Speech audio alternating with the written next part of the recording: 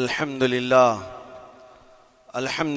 الحنان المنان الذي خلق الإنسان وعلمه البيان والصلاة والسلام على رسوله سيد الإنس والجان وعلى آله وأصحابه ذوي الخير والإحسان أما بعد فأعوذ بالله من الشيطان الرجيم بسم الله الرحمن الرحيم وما الله بغافل عما يعمل الظالمون انما يؤخرهم ليوم تشخص فيه الابصار صدق اللہ مولانا العظیم۔ بارگاہ رسالت مواب صلی اللہ تعالی علیہ وسلم میں درود پاک کا ہدیہ پیش کریں۔ اللہم صلی علی سیدنا و مولانا محمد معدن الجود والکرم وآلہ واصحابہ الکرام وابنہ الکریم وبارک وسلم صلاة دائمة سرمدا ابدا۔ عزیزان گرامی وقار، اللہ کریم کو سب سے زیادہ ناپسند چیز جس کا ذکر قرآن پاک میں بھی ہے وہ ظلم ہے۔ ظلم کو اللہ تبارک و تعالی ہرگز پسند نہیں فرماتا، اور ظلم کا مطلب صرف کسی پر ہاتھ اٹھانا ہی نہیں بلکہ کفر اور شرک بھی بہت بڑا ظلم ہے۔ قرآن پاک میں اللہ نے فرمایا ان الشرک لظلم عظیم، اللہ کے ساتھ کسی کو شریک ٹھہرانا بہت بڑا ظلم ہے، اور اس ظلم کی بہت ساری شاخیں ہیں جو آج ہم دنیا میں دیکھ رہے ہیں۔ انسان کسی نہ کسی جگہ پر ظلم کرنے کا شکار ہو جاتا ہے، ظالم بن جاتا ہے۔ اور ظلم کی تعریف اگر دیکھیں عربی میں تو یوں کہا گیا وضع الشیء علی غیر محلہ، کسی چیز کو اس کی جگہ پر نہ رکھتے ہوئے، اس کی حیثیت کی جگہ پر نہ رکھتے ہوئے دوسری جگہ پر رکھ دینا، یہ ظلم کہلاتا ہے۔ حقدار کو حق نہ دینا یہ ظلم ہے، یا اپنے حق سے زیادہ کسی سے چھین لینا یہ بھی ظلم ہے۔ اور یہ ظلم کی ایک دو نہیں ہزاروں مثالیں ہیں، لیکن قرآن ہر ظلم کی مذمت کرتا ہے۔ اللہ کریم کئی جگہوں پر ارشاد فرماتا ہے ان اللہ لا يحب الظالمین، اللہ تعالیٰ ظالموں کو ہرگز پسند نہیں فرماتا۔ میرے عزیزو، گناہ بھی ظلم ہے، جیسے کہ قرآن میں اللہ نے فرمایا وَلَوْ أَنَّهُمْ إِذْ ظَلَمُوا أَنفُسَهُمْ، جب لوگ اپنی جانوں پر ظلم کر لیں تو اے محبوب آپ کے دربار پہ آئیں۔ یہ جو آیت ہے، ظلم کا مطلب کیا ہے؟ انسان جب گناہ کرتا ہے تو وہ اپنے آپ پر ظلم کرتا ہے۔ ظلم کی بہت ساری شاخیں ہیں، اور ظالموں کو اللہ پسند نہیں فرماتا، چاہے وہ اپنے اوپر ظلم کیا ہو یا کسی نہتے پر ظلم کیا ہو۔ آج دنیا میں جو حالات ہم دیکھ رہے ہیں، ظالموں کا ظلم عروج کو پہنچا ہوا ہے، اور قرآن پاک میں رب تعالیٰ نے ظالموں کی نشانیاں بھی بیان کی، ایسا نہیں کہ یہ پہلی مرتبہ ہوا ہے۔ اللہ تعالیٰ فرماتا ہے وَكَم مِّن قَرْيَةٍ أَهْلَكْنَاهَا، کتنی بستیاں ایسی ہیں جن کو ہم نے ہلاک کر دیا۔ رب تبارک و تعالیٰ نے ان کو ختم کر دیا کیونکہ وہ ظالم تھے۔ ظالموں کی بستیاں جو ہلاک ہوئیں، قرآن پاک میں 3 مثالیں آپ کو بتاتا ہوں۔ ایک نوح علیہ السلام کی امت اور ان کی آبادی، دوسری حضرت لوط علیہ السلام کی قوم، تیسری حضرت صالح علیہ السلام کی قوم۔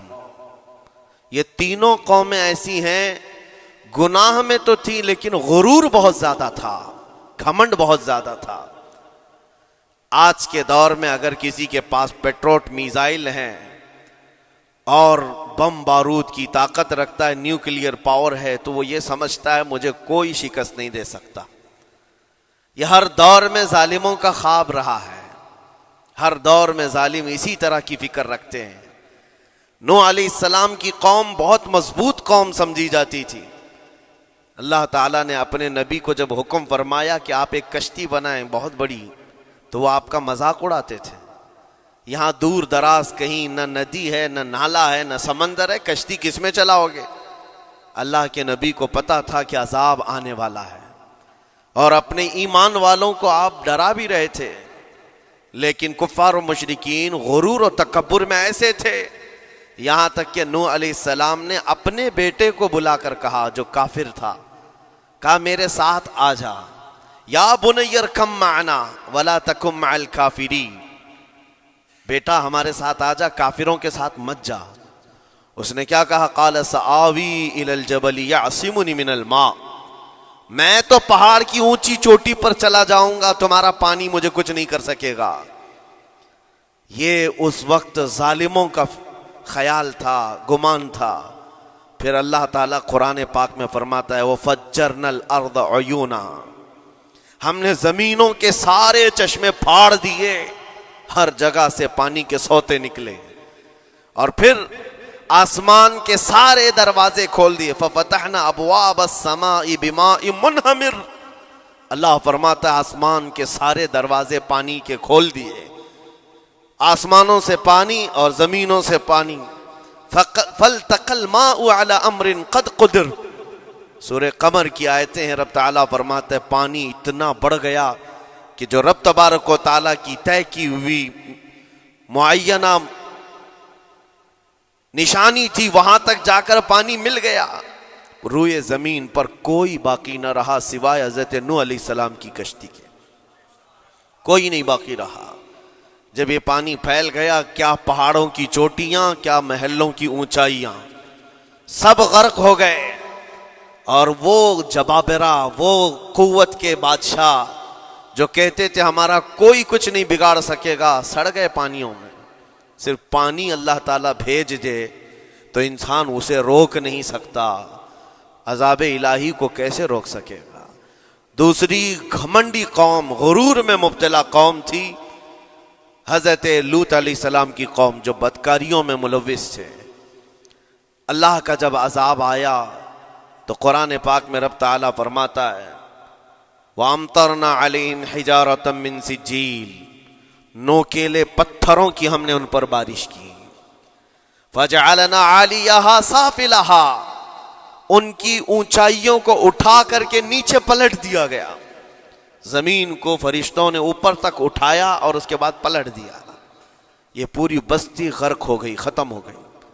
یہ بستی بھی وہی تھی جس کو حضرت لوط علیہ السلام بار بار تنبیہ کرتے تھے کہ ظلم سے بچو، ظلم سے بچو، ظلم اللہ کے عذاب کو دعوت دیتا ہے، لیکن وہ مذاق اڑاتے تھے، اور جب ہلاک و برباد ہو گئے، ختم ہو گئے، ان کی نشانیاں بھی باقی نہیں رہی۔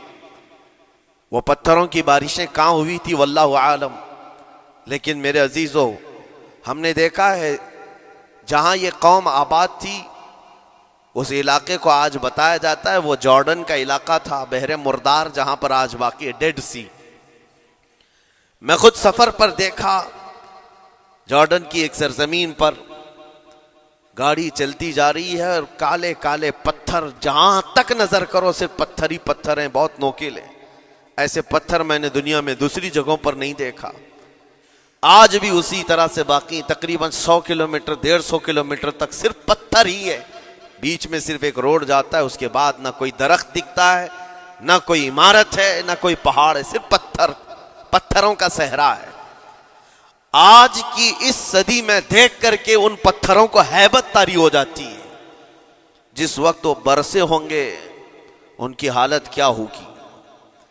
اور میں یہ نہیں کہتا بالضبط کہ یہ وہی پتھر ہیں جو برسے تھے، واللہ عالم، لیکن میرے عزیزوں نشانیاں آج بھی عذاب الہی کی موجود ہیں۔ تیسری قوم تھی قوم شعیب اور قوم صالح علیہ السلام۔ یہ دونوں قوموں کے بارے میں ذکر کرتا ہوں۔ حضرت شعیب علیہ السلام کی قوم صرف ناپ تول میں کمی کرتی اور کفر و شرک بھی کرتے، شعیب علیہ السلام ان کو روکتے تو وہ ان کا بھی مذاق اڑاتے، اور جب عذاب الہی کے آنے کی بات کیا تو جانتے ہیں کیا کہا انہوں نے؟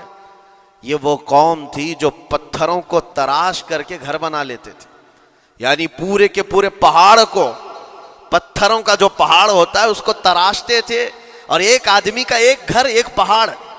آج کے دور میں ساری بلڈوزر مل کر کے نہیں کر پائیں، مشینیں مل کر نہ کر پائیں، وہ اس وقت کے لوگ بھاری بھرکم تھے، جسامت والے تھے، طاقت والے تھے، جب وہ اپنے رہنے کے لیے ایک پہاڑ کو تراش سکتے تھے۔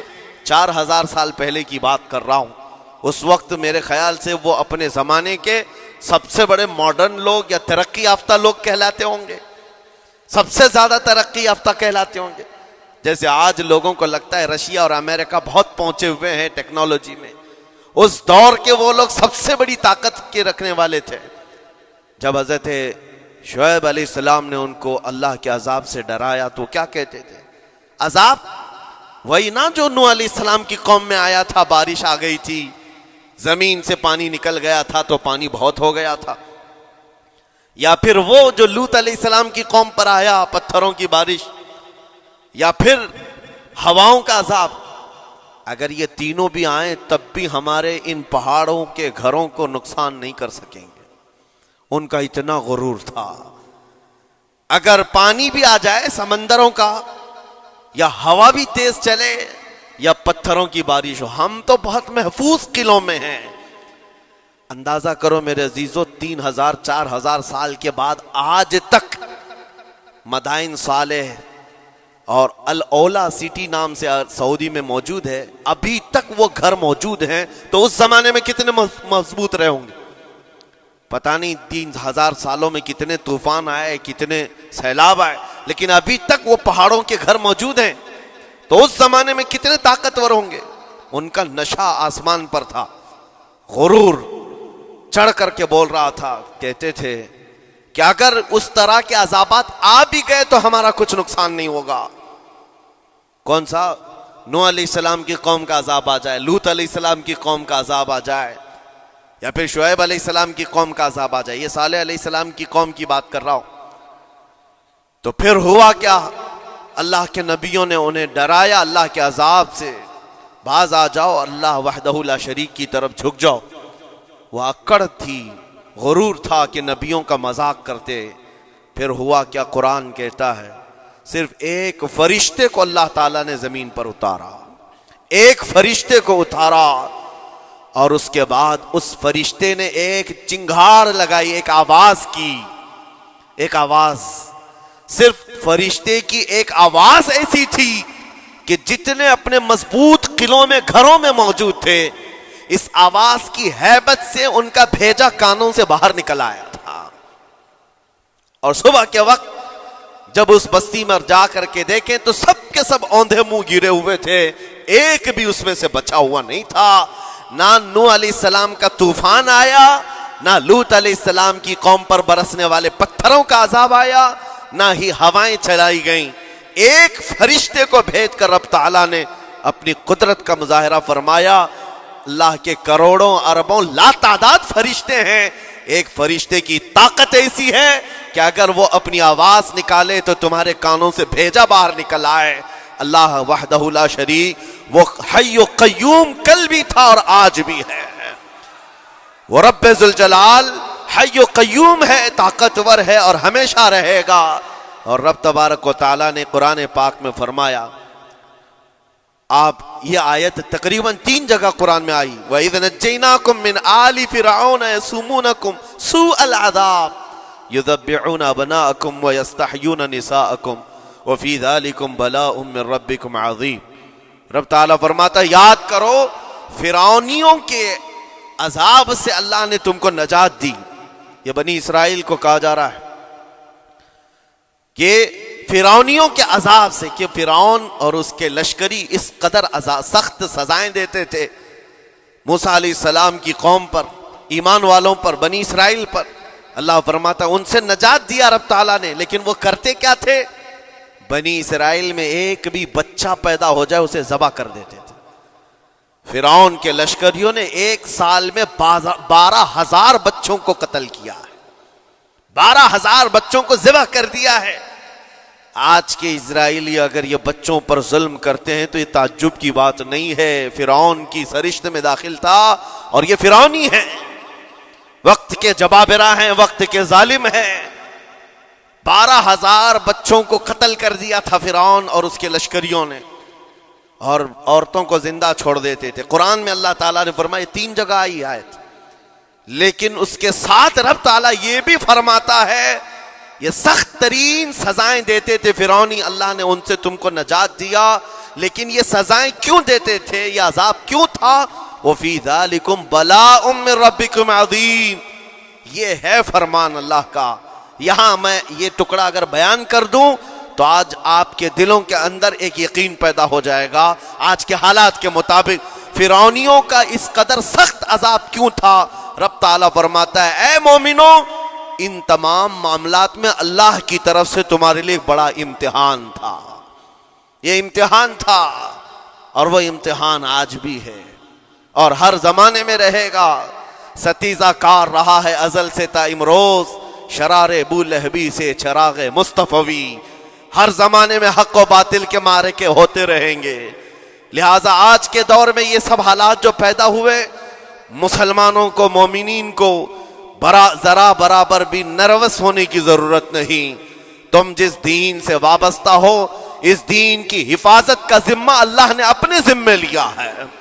یریدون لیطفئوا نور اللہ بافواہہم. قرآن میں اللہ فرماتا ہے کفار و مشرکین اپنے منہ کے پھونکوں سے اللہ کے اس چراغ کو بجھانا چاہتے ہیں، اللہ اپنے اس چراغ کو مکمل کر کے رہے گا.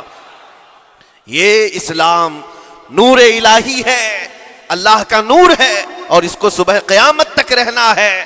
اور ہم جیسے اور بھی آئیں گے اس زمین پر اور آئیں گے جاتے رہیں گے. یہ آبادیاں ہیں، بدلتی رہیں گی، خدائی قانون ہے، لیکن اسلام نہ کل بدلا تھا، نہ آج، نہ قیامت تک بدلے گا. ہم سب کا امتحان ہے میرے عزیزو، ہم سب کا امتحان ہے. لیکن ان حالات میں مومنین کو کرنا کیا چاہیے؟ انہیں اپنے ایمان کو مضبوط کرنا چاہیے. کبھی کسی کے اڑتے ہوئے چھیٹڑے اور ٹکڑے دیکھ کر تمہیں مایوس ہونے کی ضرورت نہیں. اب ہمارا مستقبل کیا ہوگا؟ میرے عزیزو، آج جو حالات ہیں یہ حالات کربلا سے زیادہ سخت تو نہیں ہیں.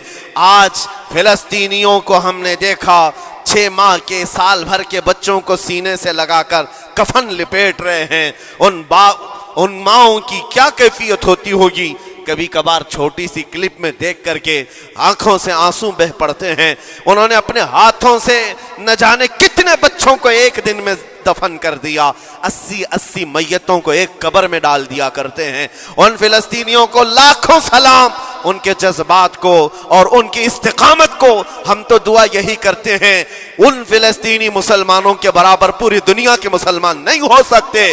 ہم تو ایک ناشتے پر صبر نہیں کر پاتے، وہ اپنے 10 بچوں اور خاندان والوں کے کٹے ہوئے چھیٹڑوں پر بھی کہتے ہیں اللہ ہمارے ساتھ ہے. ساری مصیبتیں دیکھ کر کے بھی وہ کہتے ہیں اللہ ہمارے ساتھ ہے. ان کے گھر اڑا دیے گئے، تباہ کر دیے گئے، راکھ میں بدل دیے گئے. اور نیوز اینکر، یہ دجالی میڈیا وہاں جا کر کے ان کے زخموں کو کھرید کر کے پوچھتا ہے تمہارا مال کیسے آئے گا، تمہارا گھر کیسے چلا گیا. لیکن ان حالات میں بھی وہ مسکرا کر کہتے ہیں اللہ نے دیا تھا، پھر اللہ ہے اور اللہ دے گا. ان کے ایمان کے برابر ہم نہیں ہو سکتے. لیکن میرے عزیزو، پوری دنیا کے مسلمانوں میں اس مسئلے نے آج ایک اتحاد کی فضا قائم کی ہے. اگر ہمارے درمیان آج بھی اتحاد نہیں ہو سکتا تو پھر میرے عزیزو، شاعر نے سچ کہا تھا جگہ جگہ کے تھک چکے ہیں تمہیں یہ ہنگامے، نشاط لذت خواب گراں بدل ڈالو. غلط روی سے منازل کا بعد بڑھتا ہے، مسافر و روش کارواں بدل ڈالو. آج کے حالات تمہیں اگر نہیں بدلنے پر مجبور کیے تو پھر بتاؤ کون سے حالات تمہیں بدلیں گے، کب تم بدلو گے؟ لیکن ان حالات پر آج بعض لوگوں نے یہ کہنا شروع کیا. میں نے چند دنوں پہلے ایک آیت پڑھی تھی، ایک بیان میں کہا تھا اللہ قرآن میں فرماتا ہے هو الذی ارسل رسولہ بالہدی ودین الحق لیظہرہ علی الدین کلہ. وہ اللہ ہے جس نے حق دین کے ساتھ اپنے رسول کو بھیجا ہے اور ہدایت کے ساتھ اپنے رسول کو بھیجا ہے. کیوں بھیجا ہے؟ لیظہرہ علی الدین کلہ، تاکہ وہ رسول پوری دنیا پر یہ دین غالب کرے. یہ دین غالب آئے گا. تو بعض مجھ سے کہنے لگے مولانا سٹیج پر بیٹھ کر چلاتے ہو، کئی کرسیوں پر بیٹھ کر کہتے ہو کہ تمہارا دین غالب آئے گا.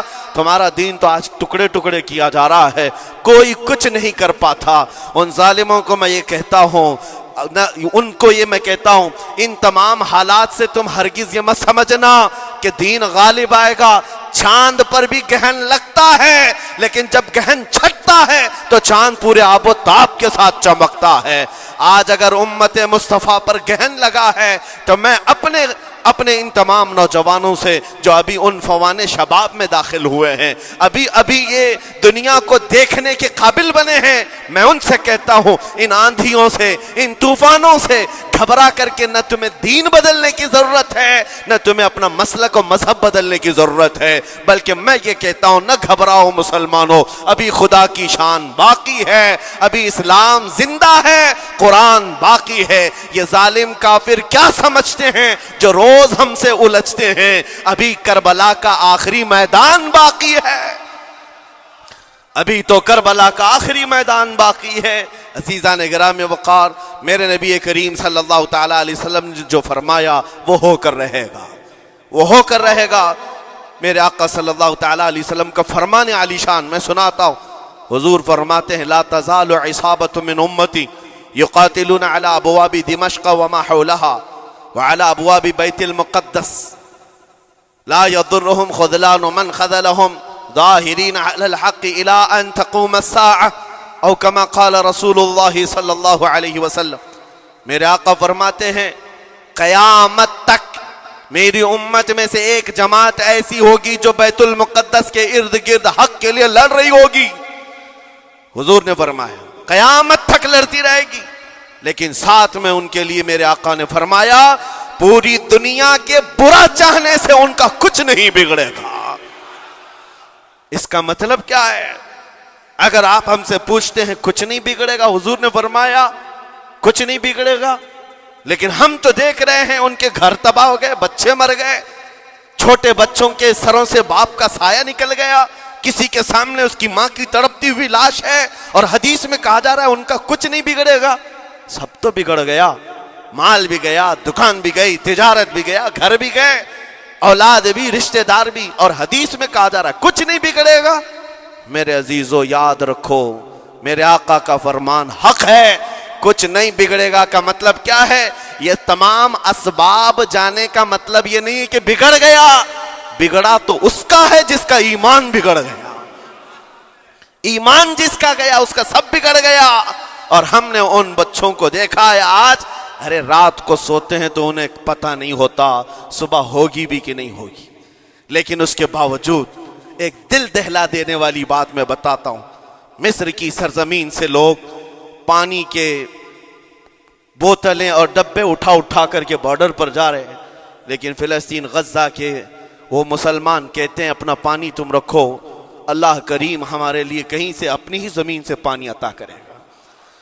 ان کو لوگ کہہ رہے ہیں کیا آپ نہیں دیکھ رہے وقت کا بڑا فرعون روز الٹیمیٹم دیتا ہے 24 گھنٹے میں علاقہ خالی کرو، نکل جاؤ، گھر خالی کرو۔ کیسا ایمان ہے تمہارا کہ آنے والی بڑی بڑی میزائلوں کا اپنے سینے سے مقابلہ کرتے ہیں، اور کہتے ہیں کل سے ہم یہی تھے، آج بھی یہی ہیں اور یہی رہیں گے اور اسی مٹی میں دفن ہو جائیں گے۔ یہ جو استقامت ہے اسی کو میرے آقا نے فرمایا دنیا ان کا کچھ نہیں بگاڑ سکے گی۔ ایمان اگر مضبوط ہے تو کچھ نہیں بگڑا ہے۔ ارے 6 سال کی بچی، 6 سال کی بچیاں، ٹرینڈ چلا ہوا ہے ان کے محلوں میں، ٹرینڈ چلا ہوا ہے، اپنے اپنے ہاتھوں میں مہندی سے اپنا نام لکھ رہی ہیں ہنسی خوشی۔ پوچھا ان سے کہ نام لکھنے کا ٹرینڈ کیوں چلا ہے ابھی جنگ کے حالات میں مہندی سے؟ کہتی ہیں کل کو اگر ہم اڑ گئے، چہرہ نہیں ملا، جسم نہیں ملا، ہاتھ اگر بچا ہوا ہو تو نام دیکھ کر ہمارے ماں باپ پہچان تو سکے۔ شہادت کا یہ جذبہ، شہادت کا یہ جذبہ 6 سال کے بچوں میں اگر آیا ہے، یقیناً ان کے سینوں میں ایمان موجود ہے، ایمان موجود ہے۔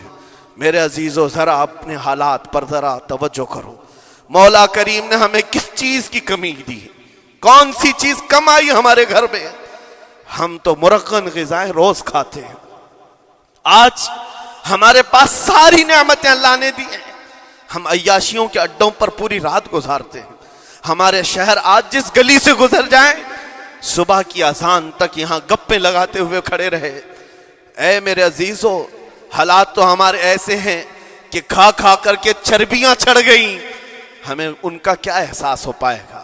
ان کا کیا احساس ہو پائے گا جن کے ہاں پانی سے زیادہ خون دیکھا جاتا ہے، جن کے ہاں زندوں کو پکڑنے کے لیے نہیں اب مردوں کو پکڑنے کے لیے لوگ بھی نہیں ہیں۔ عزیزان گرامی وقار، जनाजा उठाने के लिए लोग पूरा दिन इंतजार करते हैं, कोई नहीं है। पुरसान हाल इन सब हालात के बावजूद मैंने एक बच्चे को भी वहां से ये कहते हुए नहीं सुना कि हम पर बहुत बड़ा जुल्म हो रहा है, हमको यहां से निकाल लो, मदद करो, कोई आओ। नहीं, वो सब सिर्फ इतना ही कहते, जो कुछ हो रहा है हम अल्लाह के पास जाकर कहेंगे, ये सारे मामलात हम अल्लाह की बारगाह में शिकायत करेंगे। यह है ईमान, यह है इस्तिकामत। और मेरे आका सल्लल्लाहु तआला अलैहि वसल्लम के फरमान आलीशान के मुताबिक उनके लिए इतनी ही बड़ी दौलत काफी है। आखिर में मैं इतना कहूंगा, इजराइल के कुत्ते और सालिम मिलकर ईंट से ईंट बजा दें, उनके टुकड़े टुकड़े करके राख कर दें, तब भी हम कहेंगे फतह तो बैतुल मुकद्दस की ही है, फतह तो उन मजलूमों की है जिनके पास खोने के लिए कुछ नहीं था, फिर भी वो डटे रह गए। तुम्हारे पास तो पेट्रोल मिसाइल, बड़े बड़े तुम्हारे पास तोप, बहुत सारी चीजें होकर बच्चों पर, हॉस्पिटल पर, न जाने कितनी जगहों पर तुमने बमबारियां की हैं। मुझे हैरत होती है, पूरी दुनिया आज भी खामोश तमाशाई है। ये जुल्म नहीं है तो और क्या है। और जब जुल्म अपने उरूज को पहुंचता है, अल्लाह की पकड़ आती है, अल्लाह का अजाब आता है। और जब अल्लाह का अजाब आता है तो जितने खामोश तमाशाई थे सब उस अजाब में गिरफ्तार होंगे। इसलिए मेरे अजीजों, आप हमसे अगर ये पूछते हैं हमें यहां बैठकर करना क्या चाहिए, हम कैसे करें, तुम्हारा दिल अगर रो पड़ा उनके दर्दों से, ये भी लिखा जाएगा, ये भी लिखा जाएगा। ये बंदा जा तो नहीं सकता था, लेकिन अपने भाई के दर्द में ऐसा बेकरार था कि इसका खाना छूट गया था, ऐसा बेकरार था कि इसकी नींदें खत्म हो गई थी। ये भी लिखा जाएगा अल्लाह की बारगाह में। लेकिन यहां बैठ करके हम अय्याशियों पर अय्याशियां करें, अपने गुनाहों से कभी बाज ना आए, तो फिर मेरे अजीजों, उन निहत्ते मजलूमों के हम बहुत खतरनाक किस्म के दुश्मन कहलाएंगे। जहां उनको पानी का एक कतरा नहीं, जहां उनके लिए लुकमा नहीं, वो किसी का बचा हुआ कचरा खाने पर मजबूर है, उस वक्त हमारी बर्तनें खानों से भरी हुई हैं, हमारी दावतों में हमारे बचे हुए खाने गटर और नालियों में बह रहे हो। इन हालात में मेरे अजीजों पकड़ होगी, हमारी भी पकड़ होगी। बदलो अपने हालात, उठो वो गरना हश्र न होगा फिर कभी, दौड़ो के जमाना चाल अपनी चल गया। मैं आप सबसे यही कहना चाहूंगा, ये जो हालात पैदा हुए हैं पूरी दुनिया में, ये मेरे आका के फरमान के मुताबिक अंदेशा ये लग रहा है अनकरीब इमाम मेहदी का ज़हूर होने वाला है। इमाम मेहदी का ज़हूर होगा और हालात बदल जाएंगे। लेकिन हमको किसी के आने का इंतजार करते हुए हालात का इंतजार नहीं करना है। अभी बदलो, आज बदलो, अल्लाह की तरफ दौड़ो और उससे गिड़गिड़ा कर कहो कि मौला करीम, हमारे शामत अमाल, हमारी बुराइयों के सबब अगर ये तेरी पकड़ है, हम तौबा करते हैं तेरे दरबार में। जानते हो मेरे आका ने फरमाया, अल्लाह के गजब को अगर कोई चीज ठंडी करती है तो एक मोमिन सालेह की रिक्कत अंगीज दुआएं और उसके निकलने वाले आंसू अल्लाह के गजब को ठंडा करते हैं, अल्लाह के गजब को ठंडा करते हैं। तुम गिड़गिड़ाओ उस मौला की बारगाह में। ये नहीं कि इज्तिमाई तौर पर किसी के सामने आप रो धोकर चले गए या फिर आप लोगों को दिखाने के लिए कोई स्टेटमेंट जारी कर दिए। नहीं, तन्हाई में बैठे हो, अकेले में बैठे हो। जैसे कि कल एक बहुत अच्छी चीज मैंने देखी थी, हमारे उलमा ने ऐलान किया था, पूरी दुनिया मिलकर के जुमेरात का रोजा रखे, इसलिए कि रोजा अल्लाह को पसंद है। और इफ्तार से पहले अगर कोई दुआ करे, अव्वल दुआ हमारी उन मजलूमों के हक में हो, उन जालिमों के खिलाफ हो, मजलूमों की मदद के लिए हो। यकीनन अल्लाह की मदद आएगी और आएगी, क्योंकि कुरान बार बार कहता है, अला इन्ना नस्रुल्लाहि करीब, आगाह हो जाओ, बेशक अल्लाह की मदद बहुत करीब है, अल्लाह की मदद बहुत करीब है। अजीज़ान गिराम वक़ार, मैं इन्हीं तमाम बातों से अपनी गुफ्तगू को आज समेटता हूँ। आज के इन हालात में आपकी जिम्मेदारी है अपने ईमान पर मजबूती से जमे रहो, इस्तिकामत। बाज़ लोगों को आज ये लगता होगा कि वहाँ हालात बिगड़े हैं तो ये मुसलमान क्या करेंगे, क्या करेंगे, हम क्या करने वाले। वैसे ही हम खत्म किए जा चुके हैं, टुकड़े किए जा चुके हैं, हम कुछ करने। बस तुम अपनी जिंदगियां बदलो, नशा से बाज आ जाओ और जितने खुराफात हमारे मोहल्लों में आए इससे निकालो। اللہ کا عذاب آتا ہے، اللہ کی رحمتیں روٹ جاتی ہیں۔ ایک بار ہم بدل لیے تو مولا کریم اپنی رحمتوں کے سائبان فرما دے گا ہم پر، اور بس ہماری تمنا یہی ہے۔ اللہ کریم کی بارگاہ میں دعا ہے، قدیر و جبار خدا کہنے سننے سے زیادہ ہمیں عمل کی توفیق عطا فرما۔ اے رب کریم احسن الخالقین، ہم سب اپنے گناہوں سے سچی توبہ کرتے ہیں مولا۔ ہمارے گناہوں کی وجہ سے اگر تیری سخت پکڑ ہے تو مولا تو اپنے غضب کو ٹھنڈا فرما دے، تو اپنے غضب کو ٹھنڈا فرما دے مولا، تو اپنے غضب کو ٹھنڈا فرما دے۔ اے کریم خدا، تیرے حبیب کی امت تڑپ رہی ہے، اور ہر جگہ مولا ظلم و ستم کا نشانہ ان غریب مظلوموں کو بنایا جا رہا ہے جن کے پاس ایک وقت کا کھانا بھی باقی نہیں رہا۔ مولا تو اگر مدد نہیں کرے گا تو کون مدد نازل فرمائے گا؟ اے رحمان، ہمارا عقیدہ ہے تو ہی وہ خدا ہے جو ابابیلوں کو بھیج کر ابرہہ کو ہلاک کیا، تو ہی وہ خدا ہے جو بدر میں اپنے نبی کے لیے 5000 فرشتوں کو اتارا۔ اے مولا، تو ہی وہ خدا ہے جو یونس علیہ السلام کو مچھلی کے پیٹ سے زندہ سلامت نکالا، تو ہی وہ خدا ہے جو ابراہیم علیہ السلام کو بھڑکتی ہوئی آگ سے زندہ محفوظ فرمایا۔ اے قدیر و جبار خدا، کل بھی تو حی و قیوم تھا، آج بھی ہے اور ہمیشہ رہے گا۔ ہمارے اس عقیدے کی لاج رکھ لے، اور غیب سے مولا تو اپنی مدد نازل فرما، اپنی مدد نازل فرما، امت مصطفیٰ کے لیے خیر فرما، ہم سب کو امن و امان عطا فرما۔ اے رب کریم، ان ظالموں کو کیفر کردار تک پہنچا دے، مظلوموں کو مولا امن کی سانس عطا فرما۔ ہماری خوشیاں اگر لکھی ہوئی ہے اے رب قدیر، ہماری خوشیوں میں سے ان کو یہ تقسیم فرما دے۔ اے اللہ، ہماری حصے کی خوشیاں انہیں تقسیم فرما دے۔ اے رب کریم، ہمارے امن و سکون کو ان کے درمیان تقسیم فرما دے۔ اے اللہ، ان بلکتی ہوئی ماؤں کی آوازیں ہماری نیندیں اڑا چکی ہیں مولا، ان بچوں کے زخمی چہرے مولا بار بار ہماری آنکھوں کو ترساتے ہیں مولا۔ کب تک یہ تیری آزمائش ہوگی، کب تک یہ امتحان ہوگا؟ اے قدیر و جبار خدا، تجھے تیرے حبیب کی نالین کا واسطہ ان سب کو ظلم و ستم سے آزاد فرما دے۔ اے اللہ، ظلم و ستم سے آزاد فرما، امن و امان عطا فرما، خیر و سلامتی عطا فرما۔ ہمارے اس ملک عزیز ہندوستان کو امن و امان کا گہوارہ بنا دے۔ اے اللہ، ہم سب کو محبت و آشتی کا پیغام اور الفت و محبت کے ساتھ جینے کی توفیق عطا فرما۔ مولا، ہماری دعاؤں کو حضور کے صدقے قبول فرما۔ وصلی اللہ تعالی علی خیر خلقہ محمد وآلہ واصحابہ اجمعین، وآخر دعوانا الحمد للہ۔